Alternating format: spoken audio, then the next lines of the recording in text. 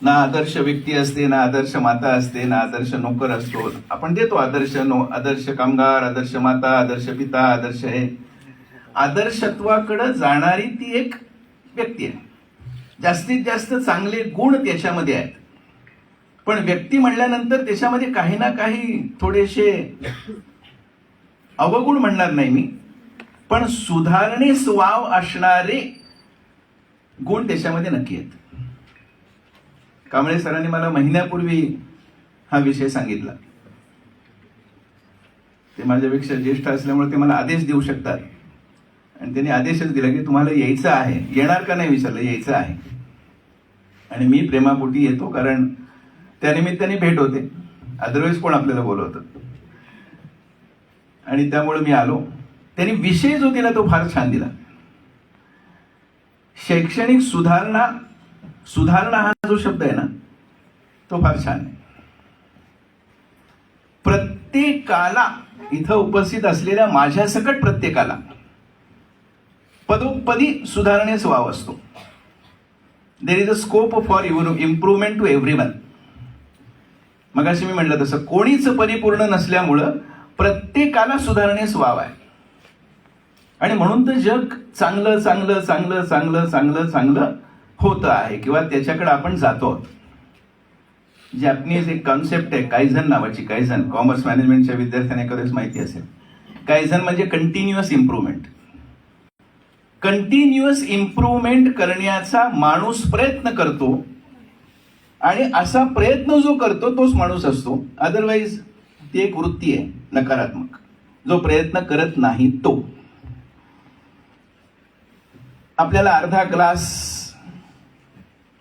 पाण्याने भरलेला, हे उदाहरण अनेक वेळा आपण ऐकलं असेल, वेगवेगळ्या कॉन्टेक्स्टमध्ये आणि वेगवेगळ्या विषयासाठी.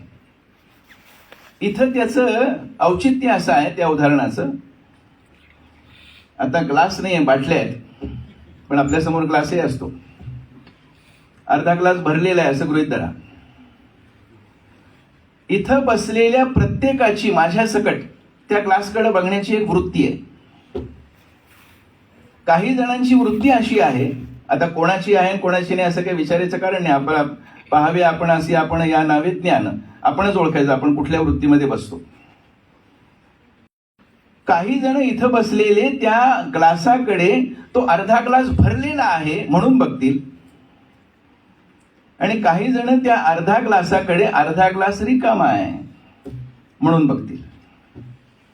जे रिकामा आहे म्हणून बघतात ते थोडेसे नकारात्मक वृत्तीकडे झुकणारे असतात, आणि जे ग्लास भरलेला आहे, अर्धा आहे पण भरलेला आहे, अशा वृत्तीने ज्या ग्लासकडे बघतात ते सकारात्मक वृत्तीने बघतात असं आपण म्हणू. शेवटी फॅक्ट आहे अर्धाच भरलेला आहे, पूर्ण भरायचा आहे. तसं शैक्षणिक विषयाबाबतीत आहे. आता जर इथं मी आपल्याला विचारलं किंवा चर्चेसाठी विषय ओपन केला, कारण जसे प्रश्न तसं उत्तर, जशी चर्चा तशी दिशा, तसं आता इथं असा मी समजा प्रश्न विचारला माझ्यासकट सर्वांना, मी आत्ता इथं आहे पण otherwise I am from that side only, की तुम्हाला आत्ताच्या शैक्षणिक परिस्थितीबद्दल, शैक्षणिक अवस्थेबद्दल निगेटिव्ह मुद्दे कुठले वाटतात. झालं आपलं ब्रेन त्या दृष्टीने सुरू झालं. मग प्रत्येक जण, आधी इथं उपस्थित असलेले 100, 150, 125, 200 काय असतील ते, प्रत्येक जण एक मुद्दा, प्रत्येकाचा मुद्दा वेगळा असणार. इतके मुद्दे निघू शकतात. नकारात्मक काय, रिकामा ग्लास. पण उलट जर मी विचारलं की इथं उपस्थित असलेल्या प्रत्येकाने आत्ताच्या, कारण आपण all of we are in educational fraternity, आपण सर्वजण शैक्षणिक परिवाराचे अविभाज्य घटक आहोत. कोणी सिनेट आहे, कोणी मॅनेजमेंट काउन्सिल आहे, कोणी बोर्ड ऑफ स्टडी आहे, कोणी विद्यार्थी आहे, कोणी प्राध्यापक आहे. प्रत्येक जण, अगदी नॉन टीचिंग सुद्धा पार्ट ऑफ एज्युकेशन आहे. शिपाई सुद्धा पार्ट ऑफ एज्युकेशनल फॅमिली आहे. त्यामुळं इथं उपस्थित असलेला प्रत्येक जण शैक्षणिक परिवाराचा अविभाज्य घटक असल्यामुळं मी जर असं विचारलं की आत्ताच्या महाराष्ट्रातल्या शैक्षणिक परिस्थितीतला सकारात्मक मुद्दा सांगा, आपल्यावर मीडियानी, मगाशीच आम्ही लापशेटवार सर आणि आम्ही खाली बोलत असताना मीडियाचा प्रभाव इतका आपल्यावर असतो, मग सोशल मीडिया असेल, प्रिंट मीडिया असेल, टेलिव्हिजनचा मीडिया असेल, की आपण त्या दिशेनीच विचार करायला लागतो. त्यामुळे मीडिया जर नकारात्मक असेल तर आपणही नकारात्मक होतो. मी तर विद्यार्थ्यांना आता सांगतो, आम्ही तर एक योजना सुरू केलेली आहे 12 जानेवारीच्या विवेकानंद जयंतीच्या निमित्ताने, screen time to activity time. आपला स्क्रीनवरचा टाइम कमी करा आणि ऍक्टिव्हिटीवरचा टाइम वाढवा. त्याच्यावर मी थोड्या वेळाने येईन. सकारात्मक भाग सांगा. जसं अर्थशास्त्राच्या बाबतीमध्ये कांबळे सरांचा विषय अर्थशास्त्र आहे. अर्थशास्त्र म्हणल्यानंतर मग बेकारी आहे, अर्थशास्त्र म्हणल्यानंतर अनएम्प्लॉयमेंट आहे, महागाई आहे, 100% आहे. मी त्याला नाकारतच नाही किंवा त्याच्यामध्ये नाकारण्याचं कारणच नाही. पण जशी अर्थशास्त्राच्या दृष्टीने महागाई पण आहे, बेकारी पण आहे, अनएम्प्लॉयमेंट आहे, वगैरे वगैरे जरी आहे, मग असे लापशेटवार सर म्हणले तसं भारतीय अर्थशास्त्र हे पैशाची किंमत यापेक्षा सुद्धा पैशाचं मूल्य शिकवतं. पैशाची किंमत हा एक भाग आहे. The price of money is one part and value of money is the other part. आपल्याकडं संयमित उपभोग हे भारतीय अर्थशास्त्राचं गमक आहे. म्हणजे उपभोग तर घेतलाच पाहिजे, वस्तू तर घेतल्याच पाहिजेत, उपभोग घेतलाच पाहिजे, पण तो संयमित असला पाहिजे. Maximum production, restricted consumption and equitable distribution. Kamble sir असल्यामुळे थोडं इकॉनॉमिक्स 1-2 मिनिटांमध्ये सांगतो. This is Indian philosophy in the context to economics. इकॉनॉमिक्सच्या आधारावर भारतीय विचार काय सांगतो? मॅक्झिमम प्रोडक्शन करा, रिस्ट्रिक्टेड कन्झम्पशन करा आणि इक्विटेबल डिस्ट्रीब्युशन करा. रिस्ट्रिक्टेड कन्झम्पशन अन्य देशांमध्ये नाही. तिथं अमर्यादित उपभोग घ्या, कारण तुम्ही त्याचे स्वामी आहात, कारण तुम्ही त्याचे मालक आहात. संयमित उपभोग. मोबाईल 100% असला पाहिजे. अगदी सफरचंदाचा असायलाही हरकत नाही, कारण सफरचंदाचा मोबाईल असला की जरा स्टेटस मानलं जातं आणि ते मुद्दामून रिंगटोन थोडी मोठी करतात वाजण्यासाठी, कारण तो कळतो ना तो आयफोन आहे म्हणून. पण आता आयफोनही कॉमन झालेत कांबळे सर, आता सगळ्यांकडेच आयफोन झाले, त्यामुळे त्याचं कौतुक राहिलं नाही. गमतीचा भाग सोडू. पण 3 मोबाईल आहेत, आवश्यकता नाही. मोबाईल एक असणं अपेक्षित आहे. मोबाईल वापरू नका असं मी म्हणत नाही. You need to consume, you have to have consume the product. भारतीय शिक्षण काय सांगतं तर संयमित उपभोग घ्यायला आपल्याला शिकवतं. उपभोग तर घेतलाच पाहिजे, पण मर्यादेत राहून घ्या, कारण सगळ्यांना मिळायचं आहे. It should be available to all, equitable distribution. आणि प्रोडक्शन मिनिमम करायचं नाही, मॅक्झिममच करायचं आहे, कारण रिसोर्सेसचं प्रोडक्शन झालं नाही तर नोकऱ्या कशा निर्माण होणार? संसाधनं वापरलीच गेली पाहिजेत. भारतीय अर्थविचार जो आहे तो असा विचार आहे. तसं त्या अर्ध्या क्लासाच्या मध्ये भरलेल्याच्या मध्ये आपण प्रत्येक जण चांगला सुद्धा मुद्दा सांगू शकतो ना. मग असे लापशेटवार सर म्हणले तसं की आत्ता आपल्याकडं काय, what is the beauty of national education policy. तसा कोळेकर सरांनी उल्लेख केला, OJT, field project, research project वगैरे वगैरे. But the beauty of national education policy which starts in the first level which is known as early childhood care education. ECC आपण त्याला म्हणतो, early childhood care education. वयवर्ष 0 ते वयवर्ष 6 याला म्हणतात अर्ली चाइल्डहुड केअर एज्युकेशन. वय एज वयवर्ष 0 ते वयवर्ष 6. नॅशनल एज्युकेशन पॉलिसीमध्ये बाळ जन्मल्यानंतर पहिली 3 वर्ष घरामध्ये असतं. स्वाभाविकपणे घर असतं आपल्याकडं, बाहेर घर नाही आहे, बाहेर रेसिडन्स आहे, आपल्याकडं घर आहे, आपल्याकडं कुटुंब आहे. हे भारताचं सगळ्यात मोठं वैशिष्ट्य आहे. जगामध्ये 200च्या आसपास देश आहेत.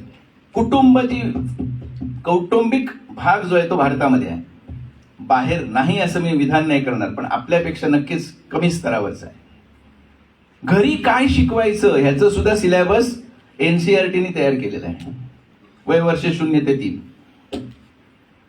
तिसऱ्या वर्षी तो कॉन्व्हेंटमध्ये नाही जाणार. हल्ली कॉन्व्हेंटमध्ये जातो, मॉन्टेसरीत जातो. मी शब्दाला कमी लेखत नाहीये. त्यांनी बालवाडीत जावं, अंगणवाडीत जावं. अंगणवाडी हा सुंदर शब्द त्यांनी घेतला. अंगणवाडी सेविका आपण ऐकतो. वय वर्ष 3 ते वय वर्ष 6. मी का आपल्याला थोडं सांगतोय, कारण आपण इथं माझ्या सकट सर्वजण अर्ली चाइल्डहुड केअर एज्युकेशनच्या फार पुढे आलेलो आहोत. नाऊ वी आर ॲट, मी तर 55, 56 असं प्रत्येक जण आपापलं त्या स्तरावर आहे. पण शिक्षणाचा पाया जर कुठला असेल तो अर्ली चाइल्डहुड केअर एज्युकेशन. भारतामधलं शिक्षण चांगलं का होतं किंवा आहे त्याचं कारण घरामध्ये मिळणारं अर्ली चाइल्डहुड एज्युकेशन. वय वर्ष 6 पर्यंत आपल्या जे लक्षात राहतं ते आयुष्यात कधीच विसरलं जात नाही असं सायकोलॉजी सांगते. तुम्ही सुद्धा बघा, तुमच्या लहानपणी जे 6व्या वर्षापर्यंत लक्षात आहे ना, ते आत्ता सुद्धा तुमच्या लक्षात आहे. वय वर्ष 1ली आणि 2री मध्ये लापशेटवर सर मी पाढे म्हणले, पाढे ते माझ्या आत्ताही पाठ आहेत. मी 3री पर्यंत मॅथमॅटिक्स, तुम्ही मॅथमॅटिक्सचा उल्लेख केला, यांनी मॅथमॅटिक्सचा उल्लेख केला की अमेरिकेमध्ये मॅथमॅटिक्स थोडंसं कच्चं आहे. आमचं मॅथमॅटिक्स का कच्चं नाही? आमचं म्हणल्यावर बरं वाटतं जरा, आपलं नाही बरं, ज्यांचं आहे त्यांचं. आपण आहे तशीच आहोत, कारण आपण त्यांचाच आदर्श घेतोय. लापशेटवर सर म्हणल्यामुळे मला थोडंसं उदाहरण देऊन मी सांगत आहे. माझ्या सकट सर्वांना ते लागू आहे. नाही तर कोणतरी म्हणेल हा पुण्याहून आलाय, थोडासा जास्तच बोलत आहे, आगाऊ पडतोय. असं नाही. काही मी कॉन्सेप्ट सांगतो, काही शब्द सांगतो. माझ्या सकट सर्वांना, मी तुमची परीक्षा घेत नाही, आय एम पार्ट ऑफ, मी तिकडचाच आहे. त्यामुळे सरांनी मी इथं बोलवलं म्हणून इथं आलोय. नाव घेत नाही, कारण नाव घेतलं की थोडंसं मग समजा आम्हाला इथं दत्ताजी आहेत त्यांचं नाव घेतलं, किंवा चिलवन सर आहेत त्यांचं नाव घेतलं, माहिती आहेत म्हणून नाव घेत नाही, कारण पुढं गडबड होणार. उदाहरणार्थ, पावकी, निमकी, दीडकी, अडीचकी, आउटकी, आकरकी. I repeat the sentence again. पावकी, निमकी, दीडकी, अडीचकी, आउटकी आणि आकरकी. अर्ली चाइल्डहुड केअर एज्युकेशन मध्ये the second principle of national education policy is a conceptual clarity and numeracy. तुम्हाला न्यूमरसीचं ज्ञान विद्यार्थ्यांना द्यायचं आहे. न्यूमरसी म्हणजे वेगळं काही नाही, हेच आहे. झाकली मुठ 1.25 लाखाची माझ्या सकट सगळ्यांची. मी सारखं हे का म्हणतो आता कळेल. इथं उपस्थित असलेल्या कोणालाही मी विचारणार पण नाही, तुम्ही सांगूही नका, विचारायचं नाही, तुम्ही बोलायचं नाही, मी सांगायचं नाही, म्हणजे सगळं छान. मी तर विचारलं की 8व्या लाईन मधल्या 3ऱ्या खुर्चीवरच्या विद्यार्थ्यांनी 28चा पाढा म्हणावा आली पंचायत, 29चा पाढा म्हणावा आली पंचायत. पाढे येतात कुठं? कारण आमचं हे काम नाही. कारण आता मोबाईल आहे, टेक्नॉलॉजी आहे, तुम्हीच एकीकडे सांगता ICTचा वापर करा, मग आम्ही कशासाठी शिकू? हे त्याच्यावर मखलाशी आहे. कृपा करून व्याख्यान सोडून कोणी जाऊ नये बरं. जायचं असेल तर आत्ताच जावा. मी मगाशी सांगितलं, तुम्ही इथं बोलवलेले आहात का आणलेले आहात? आलेले असाल तर थांबा, नसेल ऐकायचं तर कृपा करून जायला हरकत नाही. ओके, ठीक आहे. Coming to the point. पाढे पाठ असणं हे भारतीय प्राथमिक शिक्षणाचा पाया आणि गाभा आहे.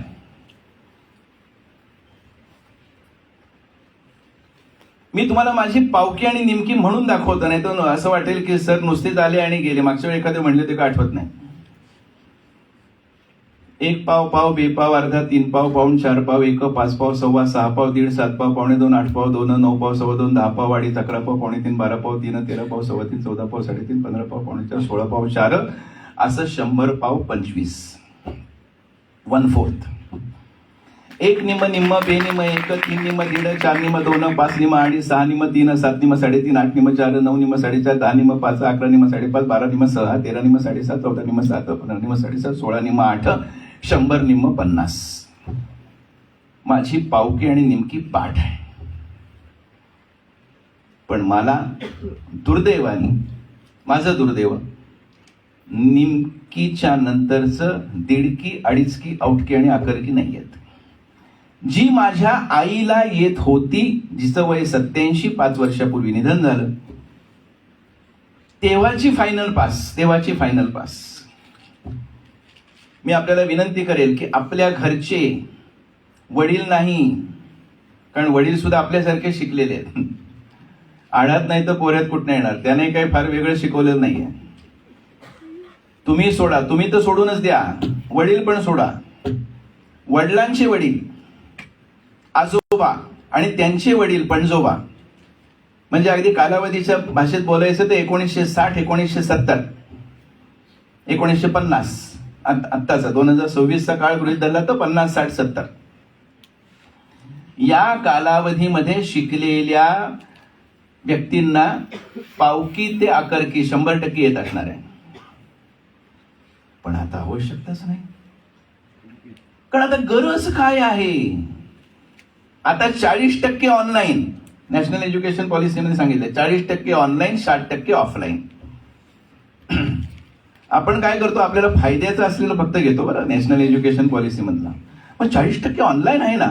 अरे पण ऑनलाईन आहे, हे ऑफलाईन पक्क असेल तरच ऑनलाईन येणार आहे. त्यामुळे सर, कॉम्प्युटर सायन्स मधल्या विद्यार्थ्यांना मी प्रश्न विचारतो, मला कॉम्प्युटर येत नाही बरं, अतिशय मी तशा अर्थाने ढ आहे, मी काय तशा अर्थाने टेक्नो सेव्ही नाही. जुजबी येतो, कोरोनाने आपल्याला जुजबी कॉम्प्युटर शिकवला, जुजबी सगळे टेक्निक्स वापरायला शिकवलं. म्हणजे कोरोनाचा आउटकम काय असेल, इष्टापत्ती काय असेल ते शिकवलं.